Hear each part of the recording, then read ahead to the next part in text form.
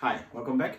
I'm going to explain you a little bit about how to analyze the rest of the annual report because there are so many other important graphs and figures that are in the report that are very relevant for you as a team to analyze in order to perform better.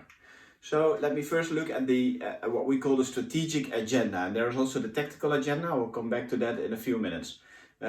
Strategic agenda basically represents the main focus of your strategy of your team. Yeah, so it's a representation of all the decisions that you have taken over the last couple of rounds.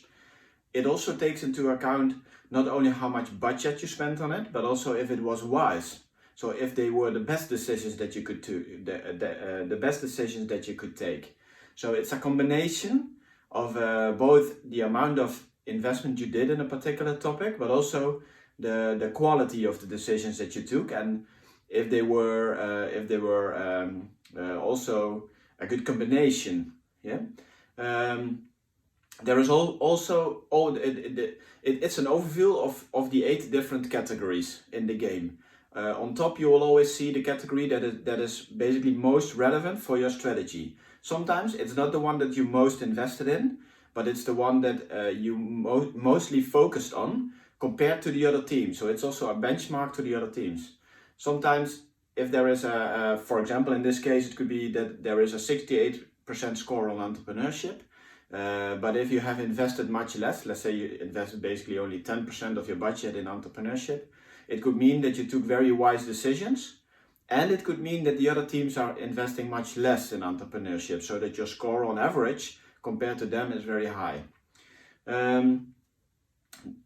Sometimes in the beginning of the game, you only have 1 or 2 different categories that you basically can directly invest in.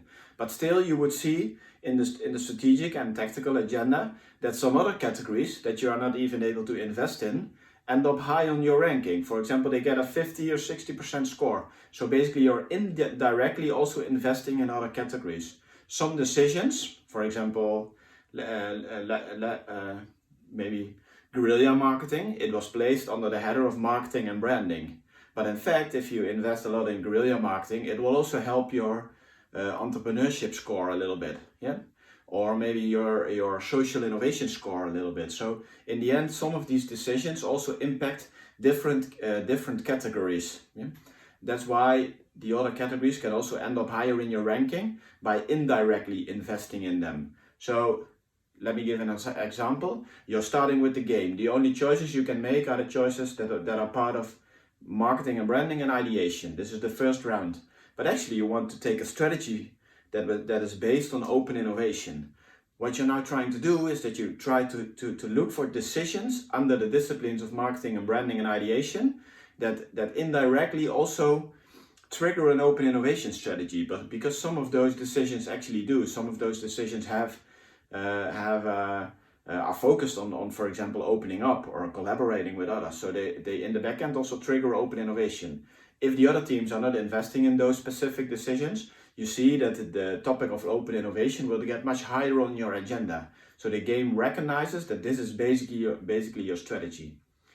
Let me move to the tactical agenda, because the tactical agenda is basically the same, but the only thing that differs from strategic agenda is that this was only based on the last round.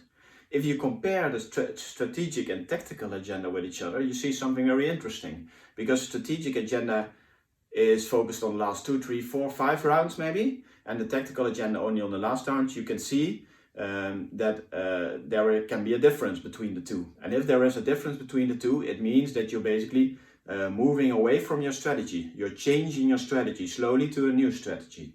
If this was not your intention, you should change your decisions, yeah, in order to stick as close to the strategic agenda as possible. If this is your intention, of course, it's a good idea to do so.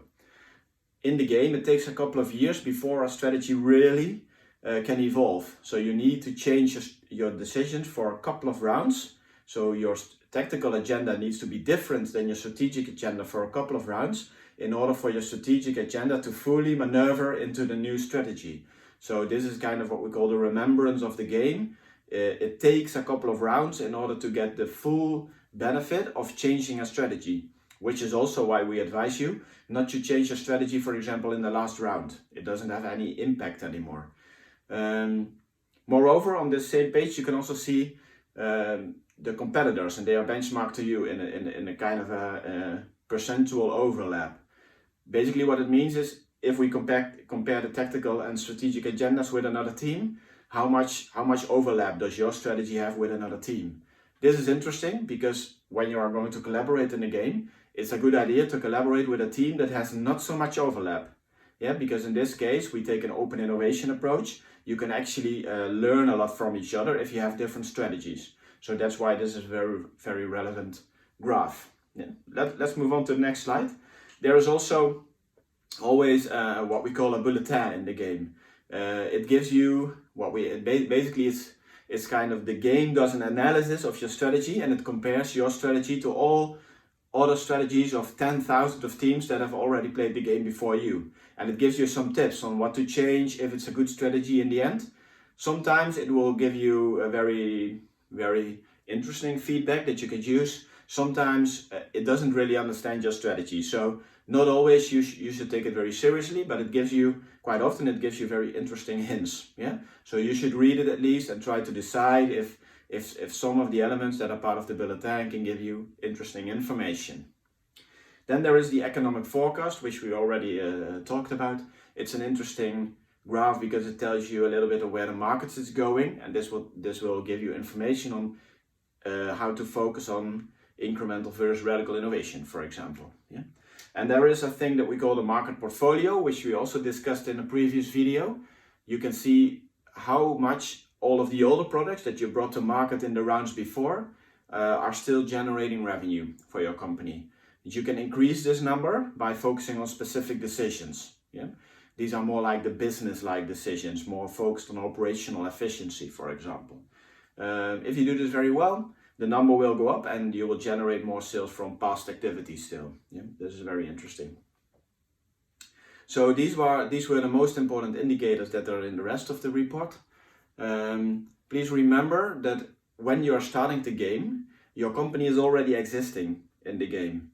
That means that you're basically entering a company that already has taken past decisions, and all this information that you see now is already available. So there are past products, there is already an economic history, there is already a kind of strategic agenda that you're starting with. It's the same for all teams, but there is a history.